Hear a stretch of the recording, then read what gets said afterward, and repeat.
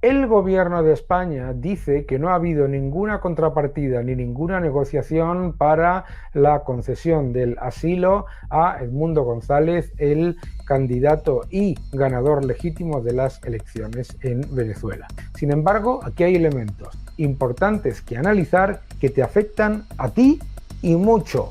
Vamos a hablar de todo ello. Hola a todos y bienvenidos a mi canal. Muchísimas gracias por suscribiros, gracias por dejar vuestros comentarios y muchas gracias por darle un me gusta. La concesión del asilo político al candidato ahora elegido presidente de Venezuela con los votos legítimos, con las actas comprobadas y, sin embargo, tras el fraude electoral de Maduro, perseguido y casi encarcelado, que era lo que quería hacer el régimen, es algo muy importante. Nos alegramos de manera absoluta de que haya podido salir de Venezuela y que esté en España. Es una maravilla. Y que se le haya dado el asilo político. Y es importante que se reconozca que es un exiliado político y que se le haya dado asilo político. Esto es importante. Pero hay elementos que desde luego no cuadran. Cuando el señor Álvarez dice que no ha habido ninguna negociación, es prácticamente imposible, ya que no se le podría haber dado el salvoconducto para salir de Venezuela. Es decir, Maduro había dictado orden de prisión contra Edmundo González. Y además, lo que ha ocurrido es que de repente se ha llegado a un acuerdo y ha llegado a España con asilo político. Menos mal, porque lo habrían encarcelado y probablemente incluso asesinado, desde luego torturado. Pero hay elementos que debemos tener en cuenta, porque aquí esto no es el ejemplo de demostración del apoyo a la democracia y de apoyo a los derechos humanos del gobierno de Sánchez. Aquí hay un montón de elementos oscuros. Mirad lo que han dicho. Atención, aquí tenéis este tuit de Pedro Otamendi en el que explica, debéis seguirle a Pedro Otamendi, José Manuel Álvarez, no ha habido ningún tipo de negociación entre el gobierno de España y el de Venezuela. Y el fiscal general de Venezuela dice los gobiernos de España y de Venezuela acordaron el salvoconducto para que Edmundo González se acogiese al derecho de asilo. Vamos a verlo. No ha habido ningún tipo de negociación política entre el gobierno de España y el gobierno de Venezuela.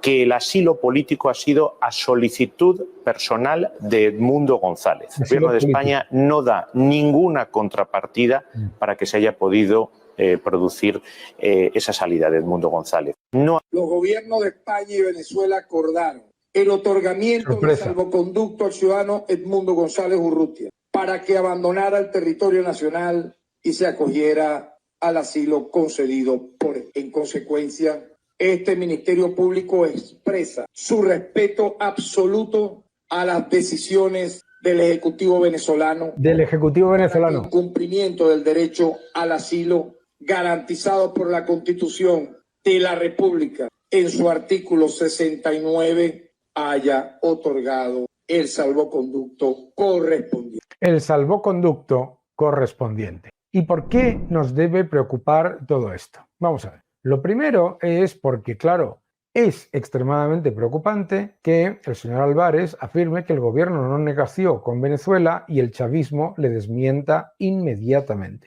Es extremadamente preocupante que diga que aquí ha habido una petición personal y no explique cómo se ha conseguido el salvoconducto, porque recuerda que la dictadura de Maduro había ordenado la detención del señor Edmundo González. Y, por supuesto, que es bienvenido a España y es una maravilla que esté con nosotros en vez de encarcelado y torturado, que es lo que hubiera ocurrido. Eso es muy importante. Pero aquí hay un montón de elementos oscuros y significativamente oscuros.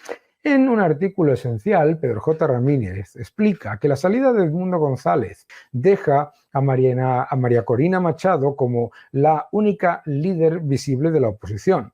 El foco de la dictadura se centrará ahora por completo en ella y Maduro podrá esgrimir el argumento de que Edmundo González ha reconocido la autoridad del gobierno, entre comillas, legítimo y reconocido, su derrota en las elecciones. Es decir, no se le está dando una ayuda a la dictadura? Su huida de Venezuela es, por lo tanto, comprensible desde un punto de vista personal, pero va a tener consecuencias políticas de una gravedad extrema. Dice Pedro J. El gobierno español ha dado asilo a Edmundo y ha intentado presentar ese gesto humanitario, por otro lado tan conveniente para la dictadura, como prueba de su compromiso con la democracia. Pero la realidad es más compleja, dice Pedro J. El gobierno español sigue sin reconocer la victoria de la oposición en las elecciones del pasado julio y también sigue sin condenar el robo de esos comicios por parte del chavismo. Encastillarse en la petición de las actas no es más que una manera de dejar transcurrir el tiempo hasta que el asunto desaparezca de las portadas de los diarios y Maduro se asiente definitivamente en el poder. Es decir, enemigo que huye, puente de plata. Claro, efectivamente, entiendo completamente la posición de Edmundo González ante la evidencia de que le querían arrestar y que le iban a torturar y no queremos saber ni qué era lo que puede pasar. Y por lo tanto eso es positivo. Pero no podemos olvidar que el gobierno de España todavía no ha condenado el fraude electoral, no ha dicho nada sobre el fraude electoral, de hecho, no lo ha llamado fraude electoral, ha pedido las actas y 30 días y días naturales, reales, etcétera, da igual, todavía no se han publicado las actas por parte del CNE. ¿Bien?